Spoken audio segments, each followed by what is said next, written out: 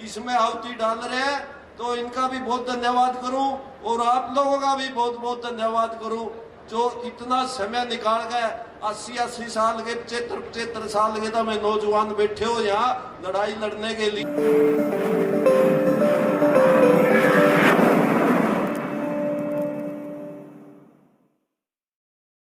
कहते हैं कि हारने की बात चलाते हैं,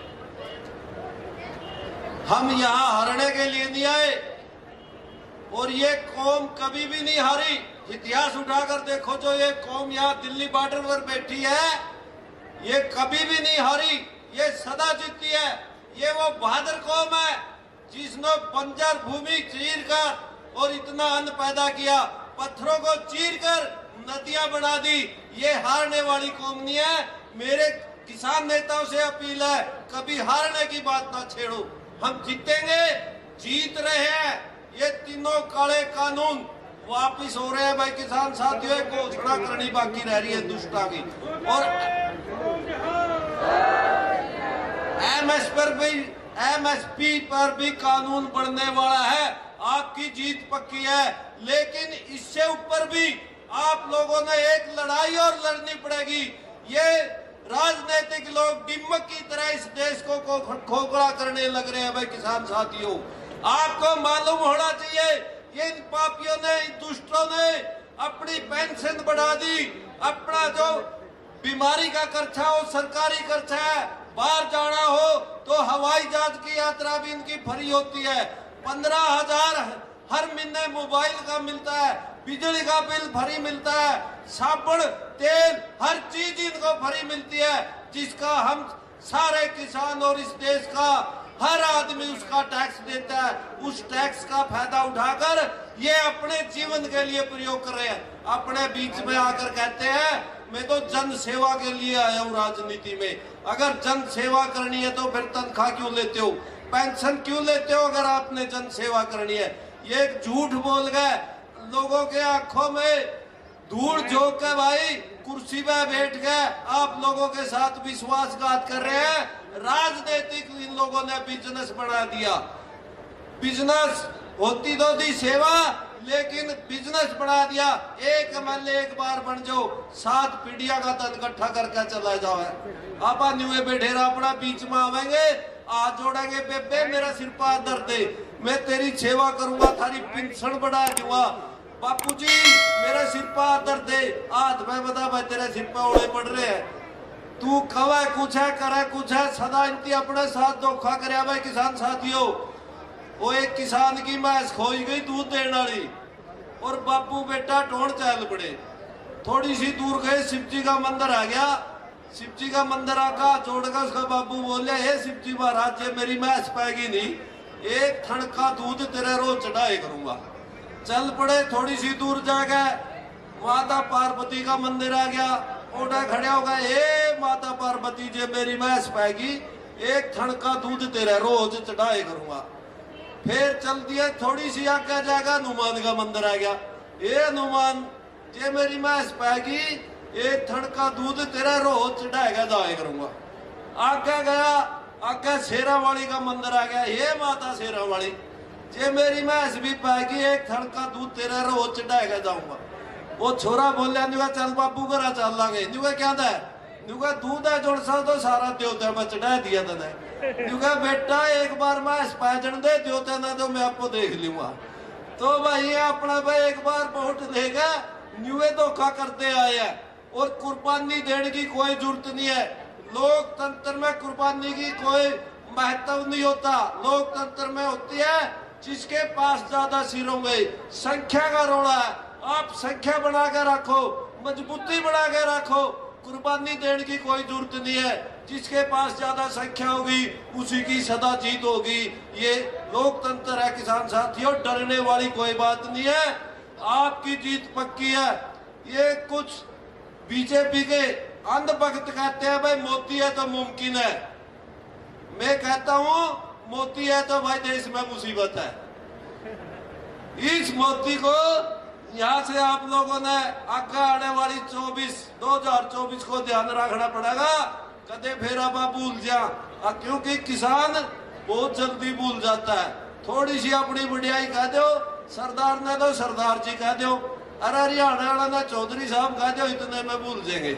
तो आप लोगों ने यह बात याद रखनी पड़ेगी, कदे फिर भूल जाओ, क्योंकि इनका काम एक ही है भाई, फूट डालो राज करो। मैं इन मीडिया वाले भाइयों का भी धन्यवाद करूं जो ये देश विदेश में अपना ये प्रोग्राम, ये किसान आंदोलन दिखा के लिए, तो मैं आप लोगों के चरणों में प्रणाम करता हूं। आप इतनी बहादुरी के साथ, जीत आपकी होगी, चिंता ना करो, क्योंकि आप सच्चाई पे हो और सच्चाई की सजा जीत होती है। आज सरकार ने आपको बदनाम करने के लिए एक मुद्दा उछाला है कि देश में कोरोना फैल रहा है और ऑक्सीजन की कमी हो रही है दिल्ली में, और किसानों ने रास्ते रोक दिए, ऑक्सीजन दिल्ली में पहुंच नहीं रही। ये किसानों को बदनाम करने के लिए एक चाल चली है प्रशासन ने और सरकार ने। हम उनको बता देना चाहते हैं भाई, रास्ता किसानों ने नहीं रोका, किसानों ने तो रास्ते खोल रखे हैं, रास्ते रोके हैं तो प्रशासन ने और सरकार ने रोक रखे हैं। हमारे ऊपर नाजायज झूठा इल्जाम लगाना चाहते हैं ताकि भाई देश का जनता किसानों के विरोध खड़ी हो जाए, लेकिन किसान ने कभी भी किसी भी समय किसी का बुरा नहीं चाहा।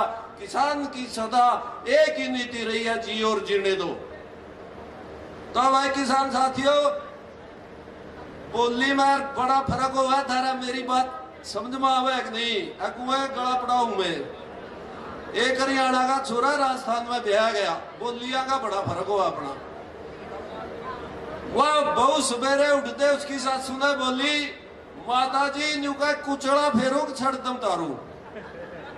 वह उसकी सासू बोली, अच्छी बहू आई है, वे तड़के तड़के उल्टी बोल रहा है, तो न्यू का कुचड़ा फेरू छड़ दम तारू, क्योंकि अपना तो कुचड़ा ने बुआरी फेरनी और छड़तम ने दूध रिड़कना। और राजस्थान में यही बोली, हरियाणा वाली बुढ़िया का भी दिमाग घूम गया, अच्छी बहू आई है बे, वह एर कहू बोली है बे बहू कुचड़ा फेर दे, छड़तम तो लोग को तैर देंगे। उसकी डहड़ भाई किसानों, डटे रो कुचड़ा फेर दिया, इंसान का नाश तो आपको कर देंगे अब इसका। ये छोड़ने वाले नहीं है, गलत बटन दबा दिया। अब आप बोले नहीं, नोटबंदी करी तब नहीं बोले, बोले नहीं भी अपना में पीछा था ही नहीं, तंग होंगे, बड़े बड़े आदमी होंगे, आप सहन करेंगे।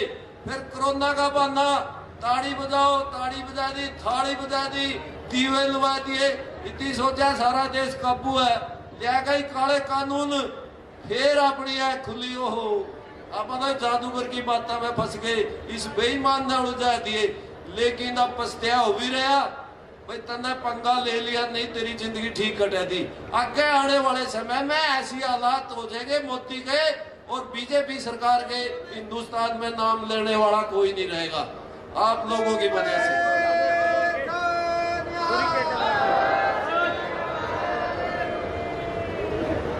तो भाई मेरा सभी से अनुरोध है भाई, थोड़े बोलने करो, ठीक बोलने करो।